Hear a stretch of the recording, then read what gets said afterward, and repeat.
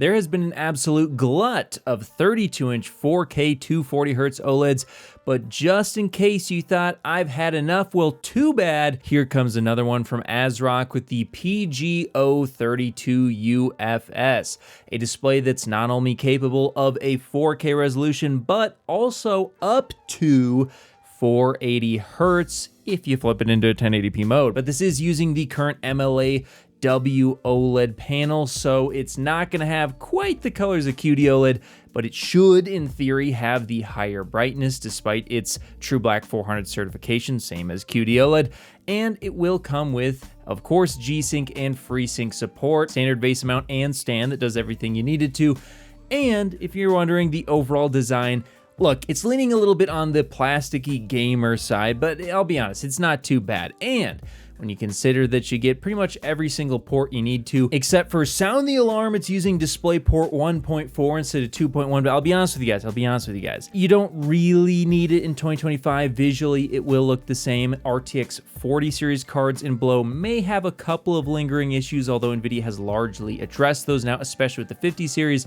but with two HDMI 2.1 ports as well. It's got pretty much everything you need, and here's the kicker. Not only are you getting that 4K resolution and up to 480 Hz speed if you're into those super mega esports gaming titles, but all of this is coming in at currently $799.99. Now, to the uninitiated, that may sound high, but when you actually compare this to many competing offers on the market today, this is a very aggressive price point, and when you consider it comes with a 2-year warranty, that's pretty good as well. Now, this monitor was sent to me by ASRock for this review. However, that will not be changing my opinions.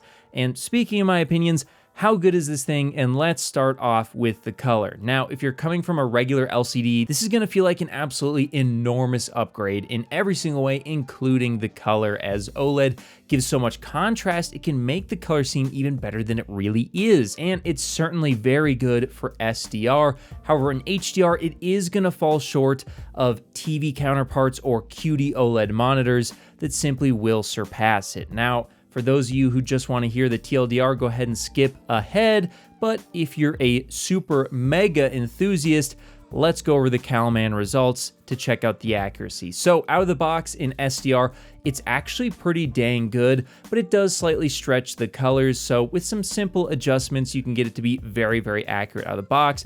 It follows the EOTF curve correctly, and all the colors are pretty spot on. In fact, in a color checker analysis, it's very accurate with an average delta E of just 1.7. That is one of the best results I've seen and very impressive out of this monitor.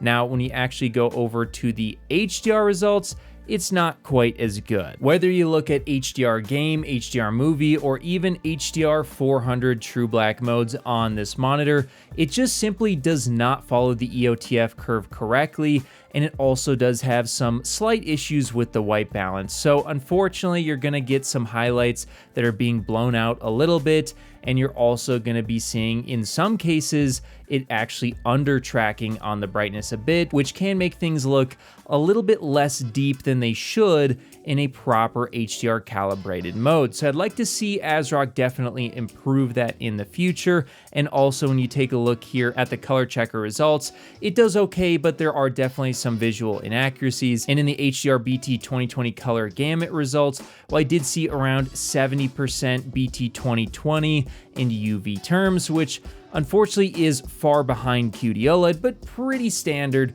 for a WOLED option on the market. So what's the short of it? Well, yes, it's gonna be very good for SDR. And in fact, the accuracy is absolutely incredible. Some of the best I've seen, but in HDR, it does have some accuracy issues. It can blow out some highlights, and then other parts of the scene might actually be a little bit less bright than they should. And it also, unfortunately, does have inferior color when you compare it to something like QD OLED. So if you're looking for a better HDR experience, despite the fact that it can get brighter, in theory, overall QD OLED does a better job here, at least for now. But let's dive into that brightness, because yes, in theory, this should be significantly brighter than QD-OLED, but is it actually? Because when you take a look at the 10% window and 100% window, it actually does a pretty good job. In fact, it's quite a bit ahead of every QD-OLED, which would make you think this is gonna be a way brighter monitor, but is it really? Let's go ahead and take a look at a real HDR scene. Baldur's Gate 3 at the D65 white point. It is in fact the least bright that I've seen out of any panel in this particular scene. Now, this could be an issue that could be addressed, but right now this is what I'm seeing. So yeah, you're giving up the color and you're not even getting the brightness, which is very unfortunate. Now, fortunately, in terms of the gaming performance, this thing is an absolute beast. I mean, not only do you get the 480Hz mode, making online competitive gaming awesome, but even at 4K 240Hz, everything is extremely responsive. In fact, this is technically one of the most, if not the most responsive displays I have ever measured, coming in at just 23 milliseconds of total system latency. And if you're an online competitive gamer, that is an absolutely huge win for this monitor, and I could definitely recommend it for those of you out there looking for a WOLED like this and you want to have the option to swap between 240 and 480 Hz. Likewise, in the motion performance, it's even more impressive. You are going to see results like this where you're going to get at 480 Hz incredibly clear motion, the likes of which is almost indistinguishable at this speed compared to the example image. That is a crazy good result, and even at 240 Hz, you will see very good motion performance. So really, really excellent there. And this monitor does come with some features, including a Wi-Fi antenna, but I'm gonna be honest with you guys, I'd like to see manufacturers just basically cut everything out to try and save costs. But hey, if this does interest you, there's some stuff included there. Now, in terms of the text clarity and sub-pixel layout, we are talking about RGWB, so it's gonna be a little bit better than previous layouts. However, you are gonna still see some shadowing or fringing on the edges of text, so keep that in mind. Also, in terms of clarity, now that we're speaking about it, well, this does come with a matte coating. Unfortunately, that does mean that the clarity and the sense of depth and even the vibrancy out of the display is significantly sacrificed on this monitor. And it's a real shame, because you have a really, really excellent monitor underneath this very grainy matte coating on the top. And for a lot of people, that is going to be a huge issue. Now, some people prefer this and they don't care at all, but for me, this is definitely something that is significantly distracting and does impact the overall image quality of this display. Now, thankfully, the viewing angles and even the uniformity on this display was pretty dang good. My unit didn't have any significant vertical banding, and from left to right, I didn't see any massive tinting, nothing like that. It was all very, very good. And in terms of the sound, look, it comes with sound, but I'm gonna be honest with you guys, it's very tinny, it lacks a lot of bass, and there is distortion, so the sound is not great. I would just turn it off and plug in some speakers if you must have a headphoneless experience. Now, thankfully, I really didn't have any other issues. Yes, you will have some VRR flicker. Every OLED is gonna have that to some extent. It wasn't particularly bad on my unit, and the menu and firmware was very good overall. So, look, I'm gonna tell you guys, this is actually, in some ways, it's up there with some of the best WOLEDs that I've reviewed, because they did actually handle the color on this unit very, very well. In both SDR as well as HDR, you don't have massive color issues, which is great. And that's something that I've had an issue with on some WOLEDs, where you go into HDR and the color just falls off a cliff for some reason. Look, is it still coming short of QD-OLED? Yes, but there isn't massive desaturation, and SDR accuracy was incredible.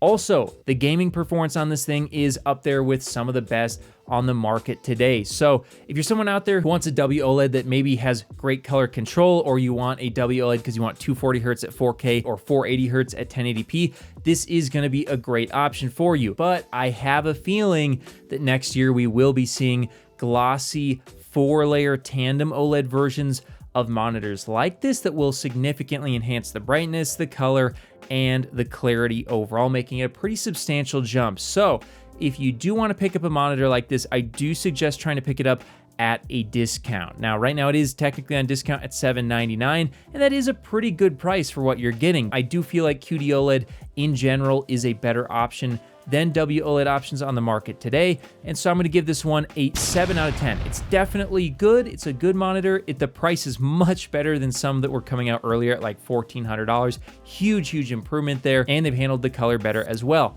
But QD-OLED is going to give you an image with higher clarity and better color. And so if you're willing to put up with the ambient light issues of QD-OLED, I do feel like that's going to be a good alternative for you if that's what you're after. And if you are after that, stay tuned, because I actually am going to be trying to reach out to ASRock to send over some of their new QD-OLEDs as well to see how they handle those.